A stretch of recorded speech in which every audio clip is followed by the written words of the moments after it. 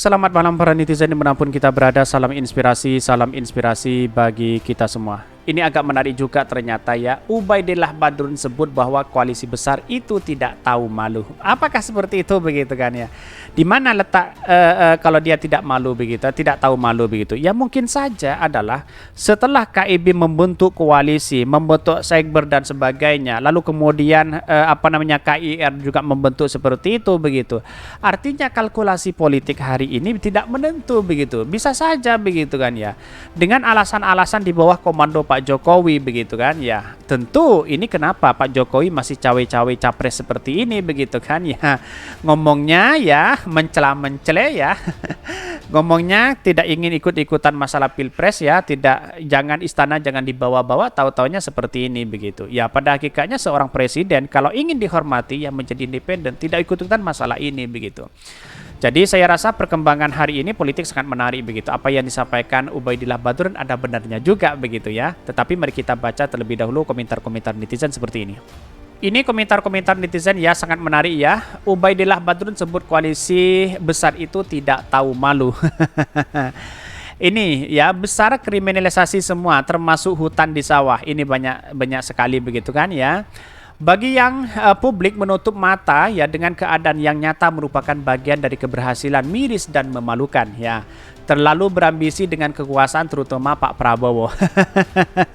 Ya Pak Prabowo sejak dulu mungkin ya ingin calon presiden, sudah berapa kali dia kalah begitu ya. Takut ya ini. Namanya juga usaha untuk nambah masa jabatan ya. Pasti malunya sudah hilang. Ini ada pro dan kontra di sini begitu ya.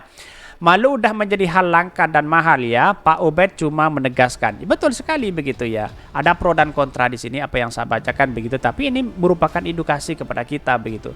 Sudah ditutup Pak, ditutup oleh nafsu, tinggal nunggu kehancuran ya. Kumpulan orang-orang munafik. Wah, Masya Allah luar biasa ya. Komentar-komentar netizen seperti ini begitu.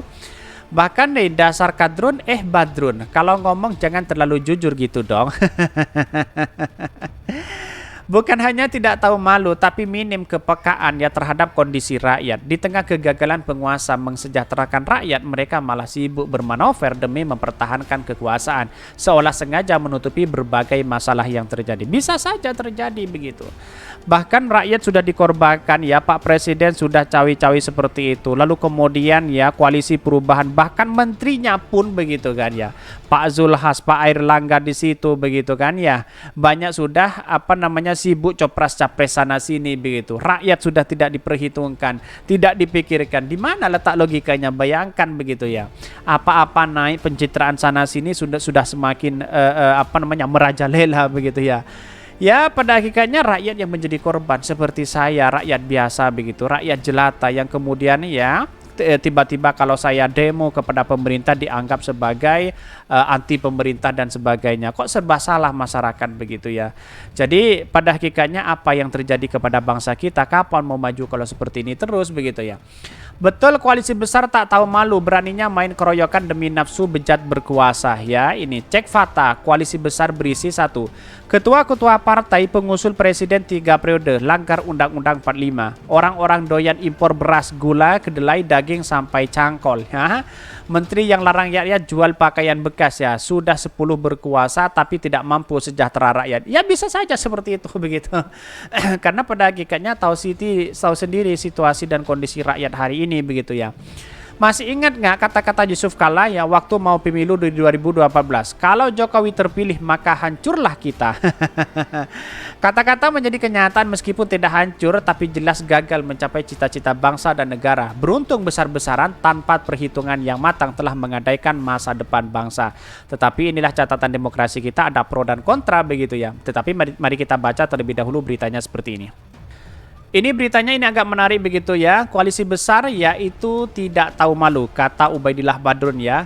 Rencana pembentukan koalisi kebangsaan atau koalisi besar dianggap tidak tahu malu. Ini lantaran mayoritas partai politik parpol yang bergabung merupakan pendukung pemerintah Joko Widodo yang telah gagal mewujudkan cita-cita bangsa dan negara. Menterinya sibuk copras capres sana sini ya, pencitraan sana sini, kemudian cawi-cawi sana sini begitu kan. Apa yang mau diharapkan oleh bangsa kita begitu?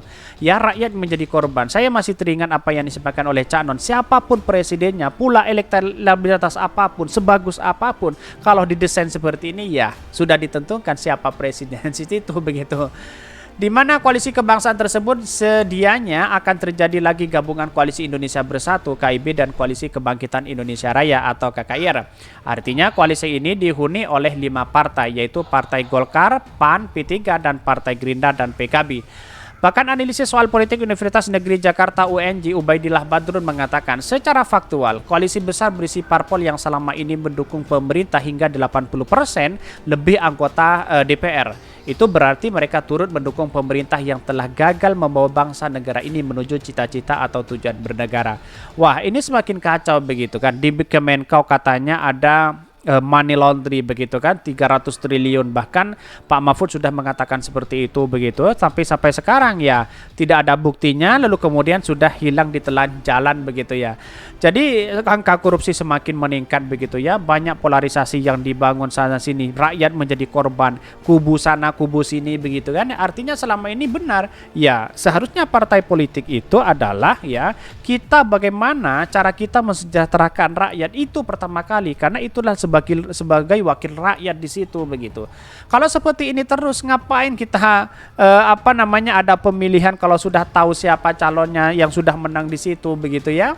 Tetapi perlu diingat kenapa menjadi dampak kita. Saya berpikiran begini, siapapun presiden boleh-boleh aja, tapi yang paling utama adalah pro terhadap rakyat begitu. Rakyat, prioritas utama itu adalah rakyat begitu. Bukan sibuk copras capres siapa penggantinya begitu. Kan masih 1 tahun begitu. Dan bahkan analisis politik Universitas Negeri Jakarta UNJ Ubaidillah Badrun mengatakan secara faktual koalisi besar berisi parpol yang selama ini mendukung hingga 80%. Sebab yang terjadi justru numpuk banyak masalah besar yang membahayakan masa depan negara, ujar Ubaidillah Badrun ya. Ubaidillah pun merinci sebagai masalah besar yang terjadi di rezim Jokowi, misalnya masalah utang yang sudah semakin mengkhawatirkan lebih dari 7.700 triliun, masalah korupsi yang semakin parah dan merajalela, dan indeks jeblok di angka 38. Selanjutnya kata Ubaidillah, masalah kemiskinan dan pengangguran yang terjadi dan bertambah, bahkan 50% pengangguran di Indonesia adalah anak muda. Rusaknya aparat penegak hukum melalui terbongkarnya kasus Sambo dan kasus Teddy Minahasa yang membuat merosotnya kepercayaan publik pada kepolisian pada titik yang merendah, termasuk merosotnya kepercayaan publik pada birokrasi pemerintah dengan terbongkarnya kasus Rafael hingga kejahatan pencucian uang sebesar 349 miliar kata Ubaidillah. Ya artinya KPU, Bawaslu, KPK, Polri sekarang sudah memanas begitu, apalagi sekarang KPK dengan Kapolri dengan Polri begitu ya. Dengan adanya seperti ini, wah menjadi kalkulasi positif. Di mana ya andil seorang Jokowi di situ begitu, seorang presiden begitu kan? Seharusnya gampang ya, panggil saja kedua-duanya. Ngapain kita harus gabung ke KPK? Silahkan, karena dia adalah penegak hukum begitu. Tidak mungkin KPK lalu kemudian menjadi penegak hukum, punya senjata begitu lalu menangkap orang, tidak mungkin. Harus bekerja sama dengan Kapolri begitu kan, dengan Polri. Dan itu yang menjadi catatan penting kepada kita begitu. Angka korupsi semakin banyak, Bawaslu ya yang kemarin bagi-bagi uang tidak dilanjut dan sebagainya, KPU juga ada melanggar kode etik keras begitu kan ya. Ya di mana letak logikanya sekarang birokrasi yang kemudian yang dulu independen tapi sekarang tidak independen begitu kan. Kepentingan besar terselubung pada negara kita begitu. Apalagi sekelas kementerian begitu ya. Itu semua sambungnya merupakan sebagian besar masalah ya besar yang terjadi di pemerintahan saat ini. Belum lagi ya jika bicara soal penguasaan tanah dan lainnya. Bahkan jadi jika mereka tidak bertaubat dan masih ya terus berkoalisi dengan sebuah persekongkolan yang nihil spirit perubahan ya, nihil gagasan perbaikan, itu tandanya tidak tahu malu ketika politik atau etika politik atau moralitas politik telah dihilang di jiwa mereka. Ya artinya saya tahu bahwa situasi dan perkembangan hari ini politik wah copras capres sana sini, rakyat sudah dibentuk dua begitu kan ya, kubu kadrun dan kubu cebong, polarisasi yang dibangun oleh mereka begitu, saling menyalahkan, para buzzer sudah dipelihara begitu. Apakah tidak malu kepada kita? Kapan kita mau maju? Bangsa kita bangsa besar, bangsa yang kaya begitu ya. Kalau seperti ini terus ya orang-orang oligarki yang punya kepentingan diam saja untuk mengeruk uang yang ada di Indonesia atau finansial yang ada di Indonesia begitu. Apalagi tambang, wah banyak sekali ya. Ada oknum-oknum tertentu begitu. Wah, ini agak kacau begitu ya. Masyarakat sudah tidak begitu percaya terhadap lembaga-lembaga hari ini begitu. Ini pertanggungjawaban, mungkin ini kegagalan Pak Jokowi begitu.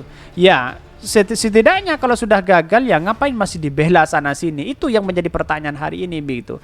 Mungkin itu yang kami sampaikan. Tonton terus channel Honari Podcast hari ini karena ada berita-berita menarik dan viral setiap harinya. Salam para netizen, salam inspirasi bagi kita semua. Jangan lupa di subscribe channel YouTube Honari Podcast Rakyat ini.